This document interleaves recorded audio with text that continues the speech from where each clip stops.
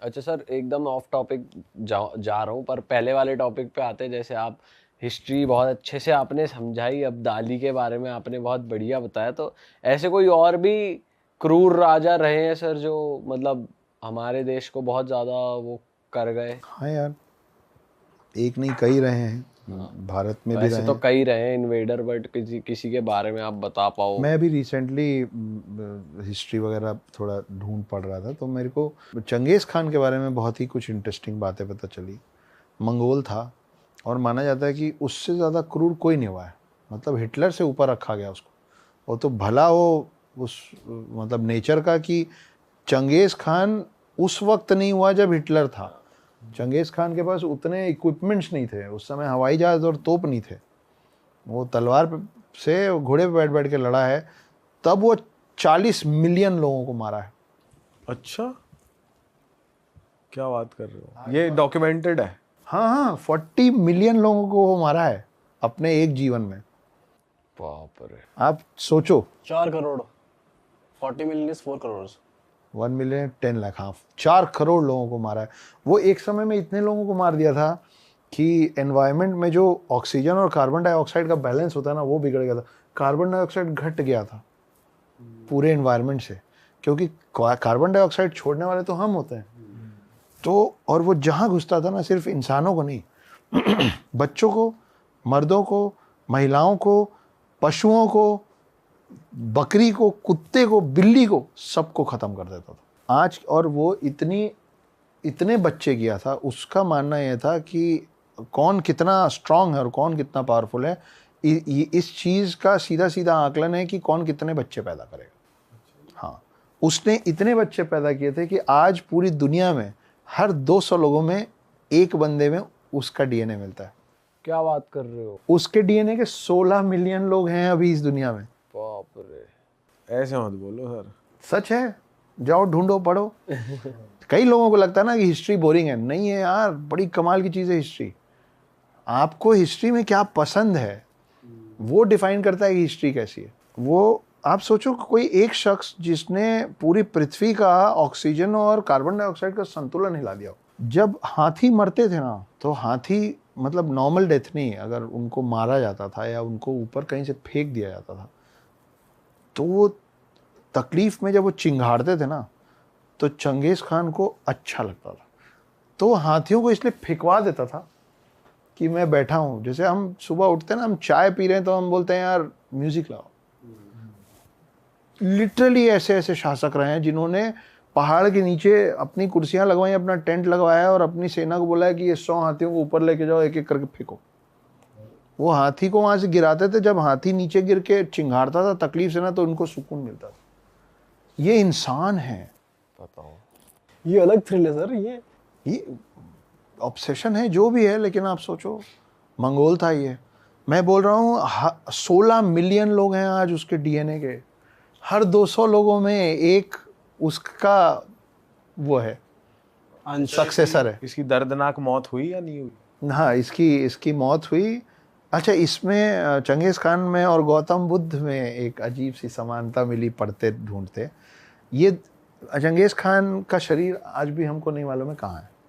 हाँ, क्योंकि चंगेज़ खान बोलता था मेरी कोई मूर्ति नहीं बनेगी, मेरी कोई फ़ोटो नहीं बनेगी, और अपने सेना को बोला था कि जब मैं मरूंगा ना, मेरे को ऐसी जगह दफना के आना और किसी को मत बताना, कि कभी पता ही ना चले, क्योंकि मैं चाहता नहीं हूँ कि मेरे जैसा कोई और हो जाए। वो जो मूर्ति और तस्वीरों के खिलाफ था, वैसे ही गौतम बुद्ध थे। गौतम बुद्ध मूर्ति पूजन के खिलाफ थे ना, वो बोलते थे कि निरंकारी वाला था ना, कि there is no shape and face to God. आप सोचिए कि आज की डेट में पूरी दुनिया में जिसकी मूर्तियां सबसे ज्यादा बिकती है ना, वो गौतम बुद्ध है। सही बात। पूरी दुनिया में उस व्यक्ति की मूर्ति सबसे ज्यादा खरीदते और बेचते हैं लोग, जो बोलता था कि मूर्ति मत लो, मूर्ति की पूजा मत करो। उन्हीं को आपने मूर्ति में ढाल दिया। और दूसरा है चंगेज़ खान, उसकी इतनी मूर्तियाँ नहीं बनती हैं, लेकिन चंगेज़ खान के बहुत बड़ी बड़ी मूर्तियाँ अभी कई देशों में। और चंगेज़ खान के मरने के बाद कुछ लोग जो उसके बहुत करीबी थे, जो उसको रोज़ देखते थे, उन्होंने चंगेज़ खान की तस्वीर बनाई। और आज भी आप चंगेज़ खान लिखेंगे तो एक चेहरा है जो दिखता है। तो उसका भी चेहरा आखिरकार हमने बना ही लिया, हमने छोड़ा नहीं उसको। सर वही है, लोग आपको बिजनेस बना ही लेते हैं। जैसे ओ माय गॉड में बताया था ना वो फर्स्ट पार्ट में कि तुम्हें ही बिजनेस बना लेंगे, ये उसी की मूर्ति बना दी। तो ये तो सर रहा ही है। एक है हिटलर, जिनके बारे में वैसे तो सबको सब कुछ पता है, सबको लगता है, लेकिन हिटलर के बारे में कुछ बड़ी इंटरेस्टिंग चीज़ें निकली। हो सकता है कुछ को पता हो लेकिन कईयों को नहीं पता हो। हिटलर पैदा होने के पहले ही ख़त्म हो जाने वाला था यार। हिटलर के फादर ने 4 शादियाँ की थी। हिटलर की मदर इस शरीर को पैदा करने के पहले अबॉर्शन के लिए गई, लेकिन जब तक उसको समझ में आया, पुराने समय की बात है, जब तक उसको समझ में आया मैं प्रेग्नेंट हूँ और वो गई अबॉर्शन के लिए, तो डॉक्टर्स बोले कि अब अबॉर्शन, एक समय के बाद अबॉर्शन नहीं हो पाता ना, तो डॉक्टर बोले नहीं अब अबॉर्शन नहीं हो पाएगा, अगर अब अबॉर्शन कराओगे तो तुम्हारी जान को खतरा है, इसलिए उसका अबॉर्शन नहीं हुआ। फिर वो 4 या 5 साल का था तो नदी में डूब जा रहा था। एक अनजान आदमी उसको, लगभग मर गया था, एक अनजान आदमी उसको बचा के ले आया। आपको ये तो मालूम है कि सेकेंड वर्ल्ड वॉर हिटलर ने कराया, लेकिन बहुत कम लोगों को पता है कि हिटलर फर्स्ट वर्ल्ड वॉर में एक सैनिक बन के लड़ा था और एक ऐसा पल आया था, बटरफ्लाई इफेक्ट समझते हो? बटरफ्लाई इफेक्ट ये होता है कि कहीं ऐसा माना जाता है कि दुनिया के किसी भी कोने में एक तितली भी पंख फड़फड़ाती है तो उस एक जो वेव बनाती है ना, वो वेव आने वाले समय में इतना बड़ा हो सकता है कि दुनिया के किसी और कोने में सुनामी आ जाए।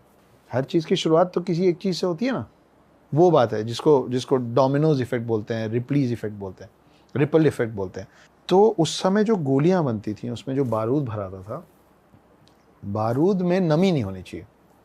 अगर बारूद में नमी हो जाती है तो बारूद फटता नहीं है ना, बारूद में नमी बिल्कुल नहीं हो सकती है। हिटलर के सामने एक अमेरिकी सैनिक गन लेके खड़ा था, हिटलर घायल अवस्था में खड़ा था, फर्स्ट वर्ल्ड वॉर की बात है, और वो बंदा गोली चलाया, वो गोली उसकी चली नहीं, तो उसके दिमाग में शायद जीसस चाहते हैं कि ये जीवित रहे, उसने उस जर्मन सैनिक को छोड़ दिया। फिर बाद में हिटलर एडमिट हुआ, हिटलर को जब होश आया तो पता चला कि जर्मनी वर्ल्ड वॉर हार गई है, और तब वो तैयारी शुरू किया वर्ल्ड वॉर 2 की। सेकेंड वर्ल्ड वॉर में जब पूरी दुनिया ने हिटलर का चेहरा देखा तो ये अमेरिकी सैनिक जिसने उसको छोड़ा था, उसने बोला ये तो वही है, ये तो वही लड़का जिसको मैंने छोड़ दिया था। आप सोचो वो उस दिन मर जाता तो सेकेंड वर्ल्ड वॉर नहीं होता। वो एक गोली क्यों नहीं चली थी? लोग ऐसा बोलते हैं कि जिस फैक्ट्री में बारूद तैयार हो रहा था, गोलियां बन रही थी, उस समय गोलियां हाथ से बनती थी, है ना, भरा जाता था मशीन और एक ऐसे से उसको टाइट किया जाता था, बंद किया जाता था। वहाँ पे जो कारीगर, जो कर्मचारी, जो लेबर काम कर रहा था, उसकी पसीने की बूंद गिरी थी एक छोटे से बारूद के टुकड़े में। आप सोचो कि 1 in a million चांसेस में ये हुआ था कि वो बारूद का टुकड़ा जिस गोली में गया, हजारों लाखों गोलियां बन रही थी, वो बारूद का टुकड़ा जिस गोली में गया, वो गोली इतने 100 सोल्जर्स में जिस सोल्जर के हाथ में गई, उस सोल्जर के पास जो 200, 400, 500 गोलियां थी, उसमें वो एक गोली जब वहां फंसी थी तो सामने हिटलर खड़ा था और वो नहीं चली। एक पसीने के बूंद के कारण हिटलर का जीवन बच गया था, जिसके कारण सेकेंड वर्ल्ड वॉर हुआ, और उसके बाद तो the world knows what happened. तो ऐसी, हिटलर बहुत कमज़ोर दिल का आदमी था, हिटलर बहुत डरता था, लेकिन जब आखिरी समय आता है ना किसी का भी, तो आपको विद टाइम मौत से आपका डर घटता जाता है। जैसे जैसे अब वो पूरे दिन तो मौत में रहता था, हर दिन उसके पास आंकड़े आते थे कि आज कितने मार दिए। तो एक ऐसा समय आया था कि बर्लिन उसका राज्य था, मतलब Berlin was the capital of Germany. Berlin के अंदर एक बंकर के अंदर वो छुपा हुआ था, और बर्लिन को सारे अलाइड फोर्सेस सब तरफ से घेर लिए थे, चारों तरफ से घेर लिए थे। तो उसके सब कमांडर्स वगैरह आए एकदम टेंस्ड, लेफ्टिनेंट्स ये वो, बोले सर हम सब चारों तरफ से गिर गए, चारों तरफ से गिर। आपको पता है हिटलर क्या बोला था? हिटलर मुस्कुराया था और बोला था ये तो खुशखबरी है। तो लोग बोले मतलब अब निशाना लगाना पड़ेगा, कहीं पे भी चलाओगे दुश्मन ही मरेगा। हाँ। चलाओ, सब तरफ गोली चलाओ। ये बोलने के बाद वो अपने लोगों को लगाने के बाद उसके 1 या 2 दिन बाद वो ईवा से शादी किया था। आपको मालूम है हिटलर को जिस लड़की से सबसे पहले प्यार हुआ था वो खुद यहूदी थी, जूस थी। अच्छा। और फिर बाद में जूस के ही अगेंस्ट वो इतना बड़ा हॉलोकॉस्ट किया। तगड़ा ही ब्रेकअप हुआ मतलब, ज़्यादा ही तगड़ा हो गया। तगड़ा ही बदला लिया गया है। हाँ खैर, अपन बात करते करते अपन इस पे हंस दे रहे हैं, लेकिन बहुत विभत्स है वो। सही बात। मेरे को तो उस वजह से आज भी इजराइल की तरफ मेरी सिंपथी बनी हुई है। अभी भी जो हो रहा है, वो अभी चंगेज़ खान की बात कर रहे थे, आपको मालूम है, मैं इजराइल बोला तो मेरे को ईरान याद आ गया। ईरान की आबादी 25 लाख थी जब चंगेज़ खान अपनी सेना के साथ ईरान में घुसा था। जब चंगेज़ खान ईरान से निकला ना, तो वो 25 लाख घट के 2.5 लाख बचे थे। अरे पूरा ईरान साफ कर दिया था वो आदमी, 2.5 लाख लोग बचे थे। वो बच गए थे जो छुप गए थे या जो इंजर्ड थे, जिनको इन्होंने ये मान के छोड़ दिया कि ये मर जाएंगे।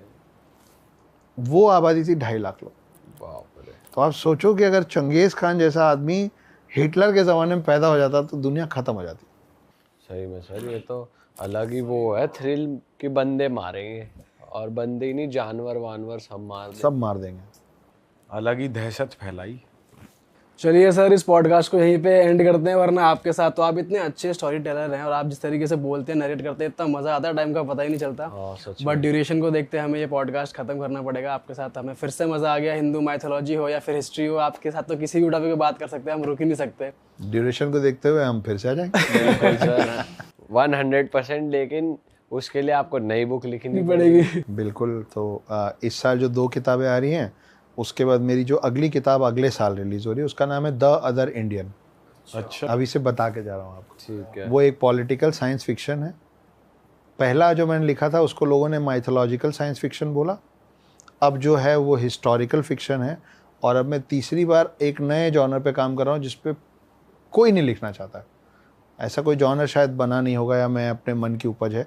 उसका जॉनर है पॉलिटिकल साइंस फिक्शन, और उसके भी राइट्स बिक चुके हैं, उस पर भी फिल्म बन। अरे अभी मतलब आप कॉन्सेप्ट आते ही प्रोड्यूसर डायरेक्टर को बता देते हो क्या ये कॉन्सेप्ट आ चुका है, मैं तो लिख रहा हूँ, तुम्हें बनानी है तो खरीद तुम साथ दो ना सर, मेरे को है कन्विक्शन, मैं तो कर रहा हूँ। मैं तो लिख रहा हूँ, और तुम्हें अगर बनानी है तो फिर भाई राइट्स खरीदो पहले। पेंगुइन ने इसके पब्लिशिंग राइट ले चुका है। पेंगुइन ऑलरेडी पब्लिशिंग राइट ले चुका है, और एक प्रोड्यूसर हैं जिन्होंने उसके भी विजुअल राइट ले चुके हैं। तो वो किताब छप भी पेंगुइन से रही है फिर से, और एक नया प्रोड्यूसर है। उसकी भी सर स्टोरी बताने और उसके पीछे कहानी बताना हमें जब आप आओगे नेक्स्ट टाइम। मेरे ख्याल से अपने लास्ट टाइम डिस्कस करी थी सर। आपको मजा आ जाएगा वो सुन के।